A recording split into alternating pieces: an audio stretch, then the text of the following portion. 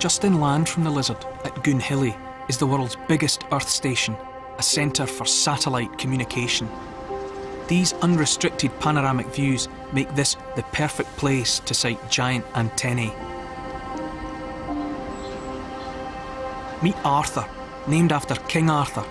He received the first ever transatlantic TV pictures via a communications satellite in 1962.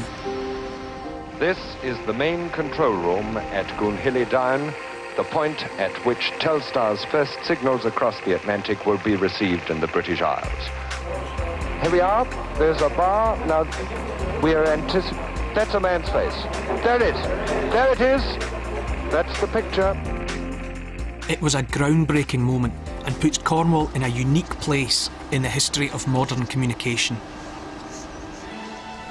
But modern communication didn't start here. Journey further round the coast, nearly 30 miles from the dishes of Goonhilly, you discover the enticing cove of Porthcurno. Turquoise waters, pale, powdery sand, a holidaymaker's dream. Appearances can be deceptive. That secluded little beach down there conceals a fantastic secret. It's where, 130 years ago, Britain was wired up to the world.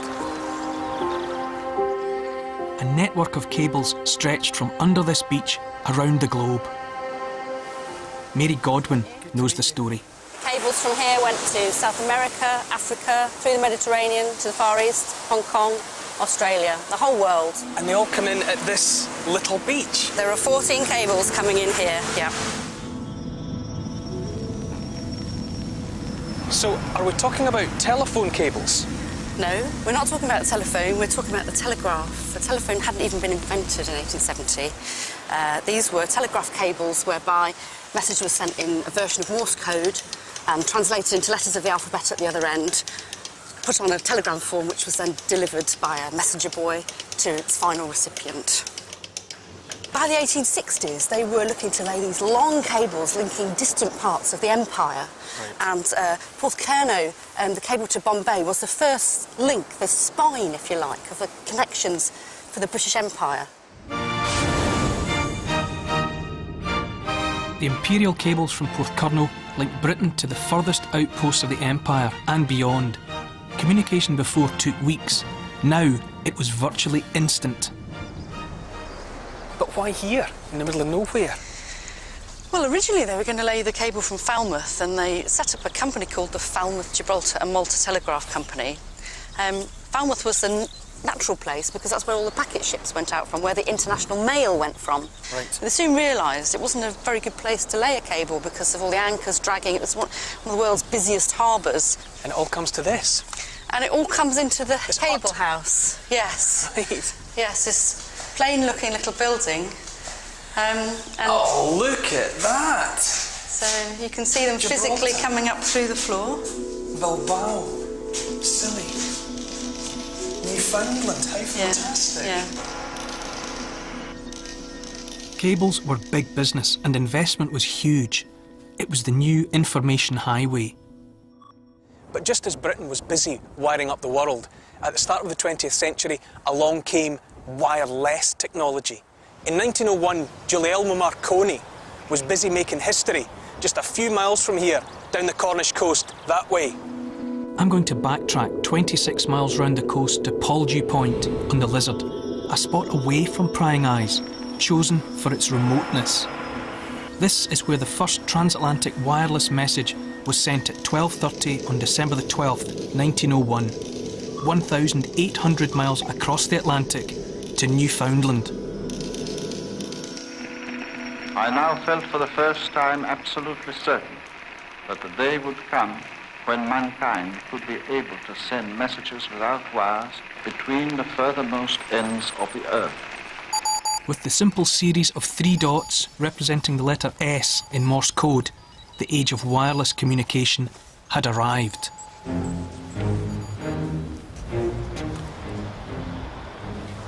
Not everyone was thrilled by Marconi's achievement.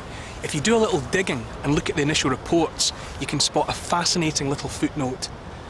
After the initial wireless transmission across the Atlantic, just 4 days later, in a newspaper report, The president of the commercial cable company, a Mr. Ward, is quoted as saying he sees no cause for concern, and he pledges to continue new cable construction as though wireless had never been heard of. Now, I'm no businessman, but you can bet your life if the cable companies were saying they weren't worried about Mr. Marconi, they were really worried about Marconi. Without the huge costs of laying cables worldwide, wireless technology was potentially cheaper and quicker to install. Marconi was onto something. For the cable companies, it was time for drastic measures. How did the cable companies respond to the wireless technology? They responded by spying on what Marconi was up to over there on the Lizard.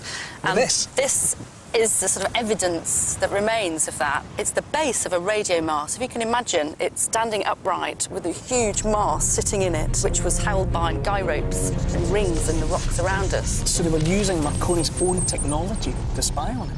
They were. There's evidence that the cable company tampered with Marconi's transmissions, inserting derogatory comments to discredit this new rival technology and to prove how insecure wireless was. Wireless and cable technology competed for decades. Cable's advantage over its rival was its security against interception. By the Second World War, this reliability was worth protecting at any cost. Porthcurno was one of Hitler's targets. And given that it was all coming together on this beach, this must have been pretty important to the Allies.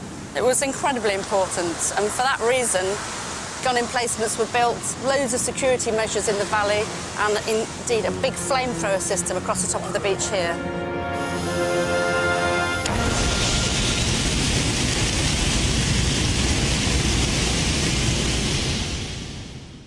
Cable's reliability has ensured its survival into the satellite era, and our insatiable appetite for communication has meant Britain is more cabled than ever before. And it all started here at Porthcurno Beach. Today the copper wire has been replaced by fibre optics. 6 million phone calls travel down a cable as thin as a strand of human hair. It's the superhighway of the future. Then, as now, Cornwall is integral to our worldwide communications.